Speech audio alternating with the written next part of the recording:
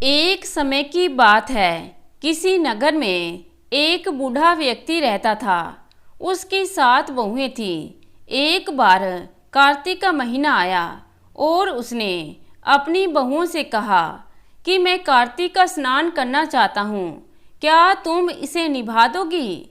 7 में से 6 बहुओं ने मना कर दिया, लेकिन सबसे बड़ी बहू ने कहा, पिताजी मैं निभा दूंगी। बूढ़ा हर रोज सुबह जल्दी उठता और नदी पर स्नान कर घर आता। गीली धोती को वह बड़ी बहू के आंगन में सुखा देता। जैसे जैसे उस गीली धोती में से पानी की बूंदें जमीन पर गिरती, वैसे ही वह हीरे मोतियों में बदल जाती। धोती से हीरे मोती देख बाकी 6 बहुओं से रहा नहीं गया। वे बोली कि हम भी बूढ़े को अपने यहाँ नहाने को बोलते हैं। उन्होंने कहा कि पिताजी आप कल से हमारे यहाँ कार्तिक नहा लेना। बूढ़े ने कहा कि ठीक है, मुझे तो नहाना ही है, मैं तुम्हारे यहाँ नहा लूँगा। बूढ़ा सुबह सवेरे स्नान कर आया और धोती उसने बहू के आंगन में सुखाने के लिए डाल दी। लेकिन यहाँ हीरे मोती की बजाय कीचड़ टपकने लगा। बहुओं ने यह देखा तो कहा कि आप यहाँ पाप का स्नान कर रहे हो, इसलिए यहाँ से जाओ और बड़ी बहू के यहाँ ही स्नान करो। बूढ़ा वापिस बड़ी बहू के यहाँ आया और कार्तिक का स्नान करने लगा। स्नान कर उसने फिर धोती सुखाई तो फिर से हीरे मोती गिरने लगे। अब कार्तिक का महीना समाप्त होने को था। बूढ़ा चिंता में पड़ गया तो बड़ी बहू ने इसका कारण पूछा। उसने कहा कि कार्तिक का स्नान समाप्त होने को है और मेरा मन है कि मैं सारे परिवार को एक दिन खाने का न्योता दूं। बड़ी बहू ने कहा कि पिताजी इसमें चिंता की क्या बात है, आप सभी को बुला लें, मैं खाना बना दूंगी। बूढ़ा सभी को निमंत्रण देने गया तो बाकी बहुओं ने कहा कि जब तक यह घर में रहेगी हम खाने पर नहीं आएंगे।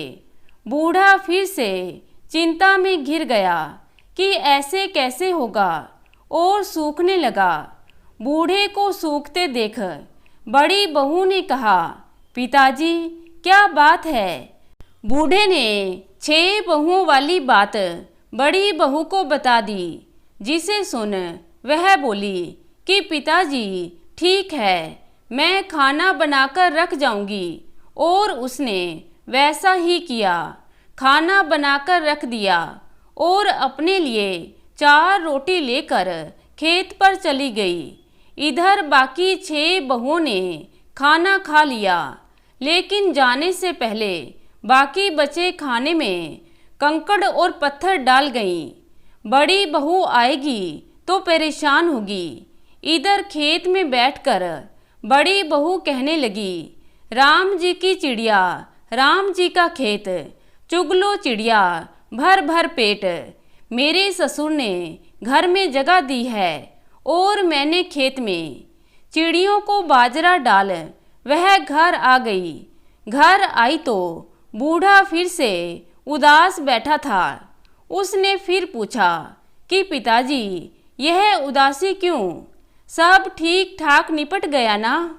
वह बोला कि हाँ, सब ठीक ठाक निपट गया, लेकिन वह तेरी देवरानियाँ बाकी बचे खाने में कंकड़ पत्थर और मिट्टी डाल गईं। बहू ने कहा, कोई बात नहीं पिताजी, मैं तो अपने लिए 4 रोटी फिर बना लूँगी।